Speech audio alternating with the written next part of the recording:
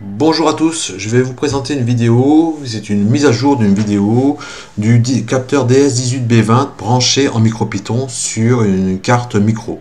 Que ce soit une Raspberry Pi Pico ou que ce soit d'ailleurs un ESP32, c'est le même programme. L'évolution de la vidéo vient de l'évolution de MicroPython qui intègre maintenant directement ce capteur là et donc qui simplifie énormément les choses. Voilà, alors petit rappel, on va commencer par le début, on parlera de protocole OneWire.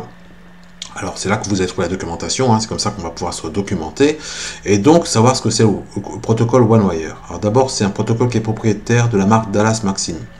Même si les propriétaires sont propriétaires et donc qui sont les seuls à pouvoir l'utiliser, il faut savoir qu'il y a beaucoup de composants de cette marque là et donc il est très courant, on en a souvent besoin, donc voilà, on le retrouve très couramment. Ce capteur, c'est un grand classique, c'est un capteur de température qu'on retrouve partout, qui mesure entre moins 55 et plus 125 degrés, qui travaille en numérique, on a une sortie numérique, super sympa. Il se branche comme ça, on le présente ici d'ailleurs après une petite présentation, voilà, sous forme là. Moi j'utilise sous forme de sonde, vous voyez ici, comme ici, qui est étanche, donc c'est plus pratique, voilà, à utiliser. Bon, parlons un petit peu du protocole OneWire rapidement. Le OneWire, qu'est-ce que c'est? On parle d'abord d'un bus, c'est le vocabulaire qu'on va utiliser. Ensuite, donc un bus permettra de brancher plusieurs capteurs sur un seul vers un seul microprocesseur, d'accord, ou un microcontrôleur. Je l'ai dit, c'est une marque propriétaire, donc on aura besoin il n'y a que cette marque-là qui propose ce type de composant, de protocole. En général, on a 3 fils, donc c'est simple, 3 fils, on l'a vu, 3 fils. Donc un fil GND, un fil VCC et un fil data. Ben voilà, un fil GND, un fil d'alimentation. Vous brancherez au 3 volts, un fil noir pour le GND et un fil, généralement il est jaune quand vous avez des capteurs de ce type là, je remonte, et donc dans ce cas là, c'est lui qu'on va brancher, c'est la data. Ce qu'on vous précise, c'est qu'il faut obligatoirement le déparasiter avec une résistance de 4,7 kΩ, ça c'est obligatoire. Donc on le fera, on va mettre un petit capteur, je vous montrerai comment on peut faire ça, c'est vraiment très simple. Ensuite, il y a des modes différents qu'on peut utiliser, ce qu'on appelle le mode parasite et le mode normal. Alors le mode parasite, se présente comme ça. L'avantage, vous voyez, c'est que le GND est branché au VCC, au GND ou au VDD. Bon, ok, ça marche. Bon, moi, je n'utilise jamais ça, j'ai jamais testé. Moi, j'utilise toujours le mode classique, voilà. Alors, je suis en lycée, peut-être que j'ai pas besoin forcément de cet usage-là. Cet usage marche très bien, restons là-dessus. On parle de fonctionnement quand on n'a qu'un seul composant, on parle de single drop, c'est-à-dire qu'il n'y a qu'un seul saut, on arrive directement d'un maître à un esclave directement. Soit on parle de multi-drop, donc multi-saut, pour aller de composant en composant. Alors en réalité, on fonctionne par adresse. On va définir une adresse, chaque composant a une adresse, et c'est cette adresse-là qu'on va pointer pour pouvoir récupérer une information. Vous allez voir, c'est aussi très simple. On va d'abord commencer par chercher quelles sont les adresses de chaque composant. Enfin, une espèce de scan. Continuons. L'adresse est composée comment? Elle est composée d'abord d'un code de départ qui définit la famille. Quand c'est un DS18B20, ça commencera par un 28, suivi d'un numéro, suivi d'un CRC. Ok, voilà. On peut avoir d'autres numéros que 28. Regardez, vous allez sur la doc, constructeur de OneWire, et là, vous avez toutes les familles. Donc, quand ça commence par un 1, c'est un identifiant. Voilà. Quand vous avez c'est ce qu'on appelle des capteurs comme le RFID qui vous identifie. Voilà. D'accord, c'est le même principe. Vous avez d'autres fonctions qui existent en fonction du composant qu'on utilise. Et le 28, on tombe sur température, capteur de température. OK. Ensuite, continuons. Doc MicroPython. On l'a dit, on va se passer, nous, sur ce type de carte, mais l'autre carte est la même chose, donc il n'y a rien à changer. Donc vous allez sur Quick Référence RP2, ici, vous allez sur OneWire. Une fois que vous y êtes, vous avez deux parties. Une partie pour le OneWire et une partie spécifique pour le DS18B20. Il faudra bien sûr les deux pour y arriver. Alors le premier, ça permettra de définir, de scanner n'importe quel composant OneWire. C'est natif firmware, il n'y a rien à chercher sur internet, vous tapez simplement import OneWire, comme vous faites import time, ça marche de la même manière. Alors qu'est-ce qu'il faut faire? Il faudra prendre ces deux premières lignes, et puis ici on le branche. 3 premières lignes et la 4e ligne pour scanner et récupérer l'adresse des capteurs. C'est ce qu'on va faire, on va utiliser les 4 premières lignes ici. Vous faites un copier-coller de ces 4 premières lignes. Les voilà, la première ligne, la 2e ligne, la 3e ligne elle est là, j'ai mis sur l'approche 12, et puis la 4e ligne elle est là. OneScan. Et bien sûr, il faut que je l'imprime. Donc, j'ai fait un print de ma liste. Alors, si vous faites ça, et puis ces deux premières lignes-là, vous allez retrouver avec ça. S'il y avait deux composants, vous en retrouverez deux.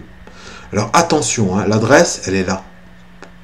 Et vous vous dites, mais il n'y a pas de 0,28. Si, la parenthèse là correspond au 0,20. C'est de l'ASCII, comme il l'affiche en ASCII, et il vous l'affiche, ça correspond à 0,28. C'est un peu tordu. Hein.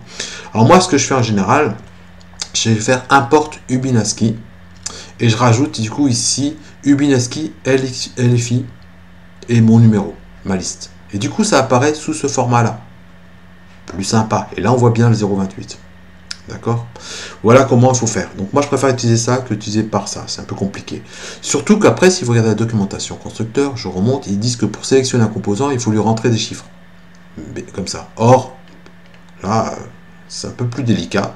Alors que là, on voit bien. Ah, ok, je fais un copier-coller de ma ligne. Donc, vous voyez, quand je fais Home Select or Home, je pourrais faire ça directement. Au lieu d'avoir ces numéros-là, bah, je rentrerai mes numéros qui sont ici. Voilà. Donc, plus sympa ce scan. Hein. Donc, à garder et plus logique de faire travailler comme ça. Je vous en ai fait un sophistiqué hein, pour qu'il va chercher automatiquement le nombre d'éléments qu'il y a dans votre liste. Pas obligé d'avoir un truc aussi sophistiqué. Bon, ensuite, l'accès à la température. Et bien là, on nous a tout donné. Hein, on nous a dit, bah, faut faire ça. Ok. Et là, encore une fois, chance, c'est pour ça que j'ai fait une nouvelle vidéo. Ça devient natif dans le firmware. Il n'y a plus rien à faire. C'est déjà fait. Donc, il n'y a même pas besoin de chercher une librairie, quoi que ce soit. Vous faites un copier-coller et ça marche. Alors là, j'ai vraiment fait un copier-coller. On vous précise qu'il faut mettre une résistance de 4,7 kΩ.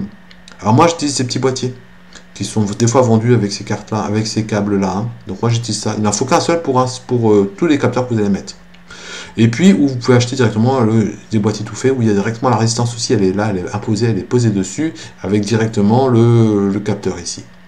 On vous précise aussi que pour chaque fois que vous voulez faire la conversion, il faut lancer une fonction qui s'appelle convert-temp.